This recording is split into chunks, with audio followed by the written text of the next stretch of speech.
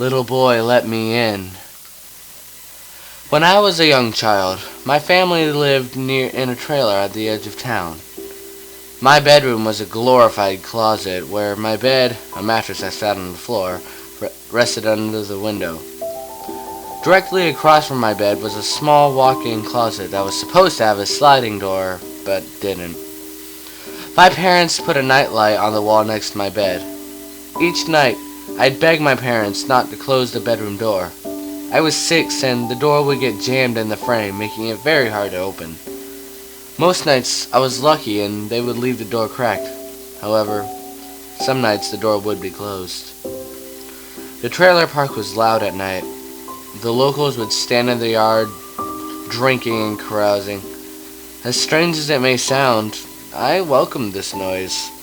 There was this tall mirror in the closet, and on the nights where the bedroom door would be closed and the neighbors would be quiet, I would see this ghastly figure standing in the mirror and hear it tapping on the glass. Gray skin stretched across its tight face, his bony face and toothless grin. The very sight of him was enough to make me piss myself. I'd lay there quietly with the blankets pulled up to my head, staring at the man tapping on the mirror. He'd whisper loudly, "Hey, little boy, let me in." I don't remember if this ever stopped, but my parents ended up buying a house on the other side of town around the time I started first grade. I had my own bedroom, and my bedroom door had a closet. Several years passed, and I had all but forgot about the man in the mirror. I was at a sleepover with my friend Devin when I heard a very familiar whisper. "Oh, hello there, little boy. Long time no see." I opened my eyes, and without moving my head, I darted my eyes around the room. There, in the vanity mirror, I could make out the faint silhouette of a man. He moved quickly and left the mirror, though I could still see him in my peripheral vision. I realized that he wasn't in the mirror, but rather that the man was standing outside the window. I turned my head and locked eyes with him as he pulled a single bony finger to his lips. His other hand reached through the glass as if it was water and went to unlatch the window itself as I let out a blood-curdling scream. Devin woke up and turned on the lamp. The light in the room made it all but impossible to see out the window. There, in the blackness of the night, I lost sight of the creepy man and in the process got punched in the arm by Devin, who was less than accepting of my explanation that there was a monster outside the window. Eventually, Devin turned out the lamp and I went to sleep. When I woke the next morning, the window was standing wide open and a cool breeze blew across the bed. Devin was gone. His parents searched everywhere for him. His picture was shown on the news. I told them the story of the creepy man in the window, but no one believed me. Devin was missing for the greater part of 3 days when a search party, trudging through the woods, found the remains of the 13-year-old boy in 2 pieces, cut in half on a concrete slab in the middle of the woods. Devin was buried the next day. His parents wouldn't let me go to the funeral. My parents grounded me for lying about the old man. They remembered my stories from back in kindergarten and thought me crazy or a liar, probably both. For the rest of my 7th grade year, I would hear other kids whisper about how I was the last person to see Devin alive. Time passed as it always did. I grew up and went to college. After settling down and getting married, I had a son of my own. His name was Devin. For the better part of 5 years, I had absolutely no problems out of my kid.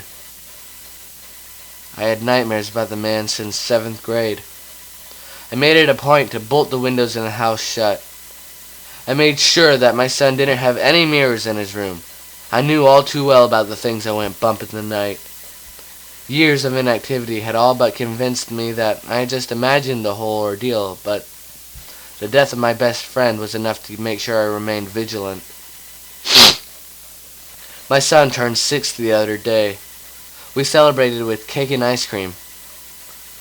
That night, I put him to bed and read him the story, The Monster, at the end of this book, in my best impersonation of the Muppet Grover. He laughed, and then his laughter got slower. Eventually, he fell asleep, clutching a stuffed bear as I put the book upon his chest of drawers. I turned on his nightlight and made sure his closet doors closed before leaving his bedroom door wide open and the hallway light on. I sat in the living room watching television. There was a thunderstorm raging outside. The emergency weather alert interrupted my episode of Arrow, and before I could get any information, the thunder boomed outside and the power went out. The rain beat against the window. Sitting in the dark, I lit some candles and went to put one in my son's room when the rain slowed down and weather started to mellow. My wife was still at work and I wasn't at all tired, so I sat in the candlelight reading a book when I heard a faint tapping noise on the window across from me. There was a man-sized shadow blocking the blue glow of the humid moonlight evening. The tapping continued and I heard a raspy whisper say, "Not so little boy. As a little boy. Let me in." I reached into the hallway closet and grabbed the shotgun. With 2 barrels of 12-gauge buckshot, I walked out the front door and stared at the man. He stood there, tapping on the window and paying me no mind. Without hesitation, I pulled both triggers and peppered him with buckshots. Metal pellets beat against my house and went straight through the man as I heard my son shout in his sleep. "That wasn't very nice, naughty not-so-little boy," the man whispered with his raspy voice. I ducked inside the house and locked the door behind me as the man turned to follow me. The tapping on the window became pounding on the door. "Let me in! Let me in!" The whisper became a hoarse scream. My son, now wide awake and holding onto my leg for dear life, started bawling his eyes out. The man at the back door shouted, "Those are my tears! Let me in! Let me in!" I grabbed 2 more shotgun rounds from my pocket and reloaded the gun as bright lights hit the tiny window on the front door. I looked away for a moment. The man was gone. Moments later, my wife turned the key and opened the door as I stood there, shotgun in hand with her son crying at my feet. There's no viable explanation on earth for that one. She didn't even ask questions. After getting me to put down the gun and grabbing our son, she walked out the door and I never saw either of them again. She called the police from the car and I was taken into custody for psychiatric evaluation. I sat there through one session after another, with doctor after therapist after social worker, explaining that a man was trying to break into the house and that I had shot at him. For whatever reason, no one believed me. I guess in retrospect that telling a psychiatrist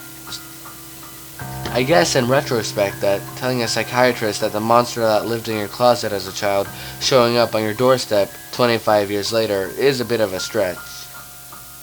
Still, it happened. The worst part of knowing the truth is that no one wants to believe it. This thing stalked me as a child. It killed my best friend, and now it was stalking my son, and all I could do was sit in the loony bin helplessly waiting for either to be released or sent to a different facility. The worst part is that there's a little window in the door to my room here at the hospital. Sometimes at night, when the hallway is dark and the moonlight outside my window is bright enough, I can barely make out his toothless grin, smiling in the reflection of the door. I'll look up and see him standing at the window as he taps lightly on the glass and whispers,